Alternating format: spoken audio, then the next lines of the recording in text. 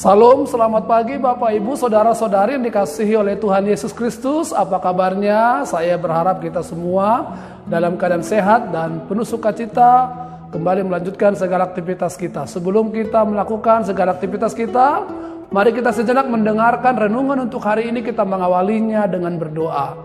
Kasih karunia dan damai sejahtera yang dari Allah Bapa dan dari anaknya Tuhan Yesus menyertai saudara sekalian.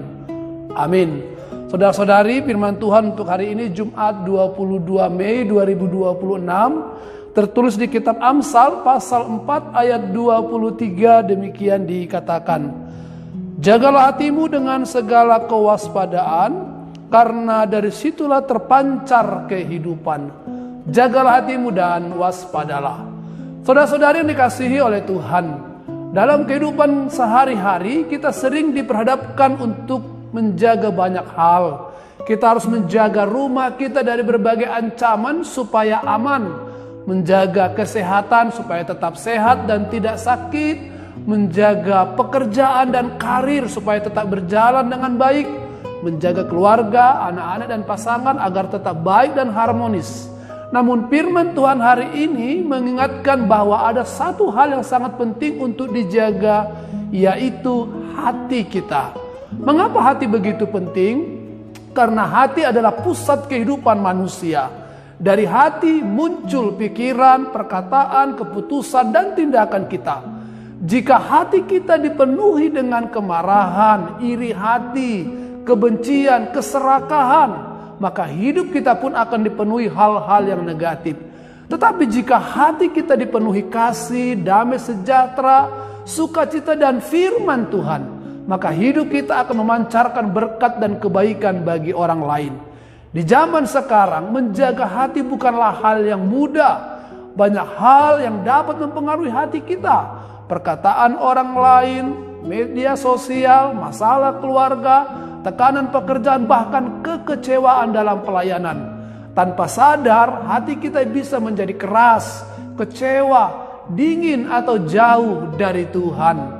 Karena itu Salomo berkata melalui firman Tuhan hari ini, jagalah hatimu dengan segala kewaspadaan. Artinya, menjaga hati harus dilakukan dengan sungguh-sungguh dan terus-menerus. Kita perlu berhati-hati terhadap apa yang kita lihat, yang kita dengar, dan yang kita pikirkan. Saudara-saudari, bagaimana cara kita menjaga hati? Yang pertama tentu dekat dengan Tuhan. Hati yang dekat dengan Tuhan akan lebih kuat menghadapi godaan dan masalah. Oleh karena itu, luangkanlah waktumu untuk berdoa dan membaca firman Tuhan setiap hari dan mendengarkan renungan akan firman Tuhan. Yang kedua, mari kita mengisi hati kita dengan hal yang baik. Apa yang masuk ke hati akan mempengaruhi hidup kita. Isi hati dengan firman, pujian, ucapan syukur, dan persekutuan yang membangun. Yang ketiga, mari belajar saling mengampuni. Kepahitan adalah racun bagi hati kita. Saat kita mampu mengampuni, hati kita dipulihkan dan dipenuhi kembali damai sejahtera yang dari Tuhan. Oleh karena itu saudara-saudari, Tuhan tidak hanya mau melihat penampilan luar kita saja, tetapi juga hati kita. Karena itu mari kita meminta kepada Tuhan untuk membersihkan dan menjaga hati kita setiap hari, supaya hidup kita memancarkan kasih Kristus. Hati-hati dan waspadalah akan segala sesuatu yang kita lakukan, yang kita pikirkan, dan yang kita perkatakan, agar kita terhindar dari penyesalan yang tiada guna. Tuhan Yesus menyertai dan memberkati kita. Amin, kita berdoa.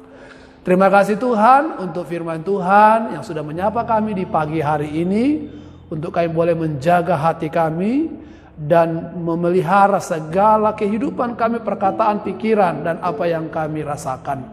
Sehingga hidup kami tetap bisa di dalam lingkup kasih karunia yang dari Tuhan dan tetap berguna, bermanfaat, dan berkenan di hadapan Tuhan.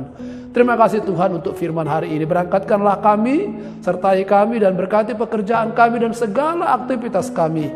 Kiranya hari ini menjadi lebih baik daripada hari yang sudah berlalu. Kami berdoa buat saudara-saudari jemaat-Mu yang dalam keadaan sakit, yang terbaring di rumah sakit maupun yang terbaring di rumah. Tuhan sembuhkan, Tuhan jamah dan pulihkan kesehatan mereka. Kami berdoa yang sedang mengalami pergumulan, Tuhan tolong, Tuhan topang dan bantu mereka untuk boleh menghadapi dan memenangkan pergumulan mereka.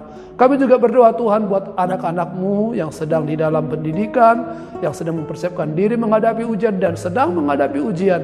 Tuhan berikanlah kepada mereka hikmat, pengetahuan, dan kepintaran yang dari Tuhan sehingga mereka boleh menjadi anak-anak Tuhan yang membanggakan dan membuat nama Tuhan dipermuliakan di setiap sekolah maupun kampus yang mereka sekarang sedang ada di dalamnya.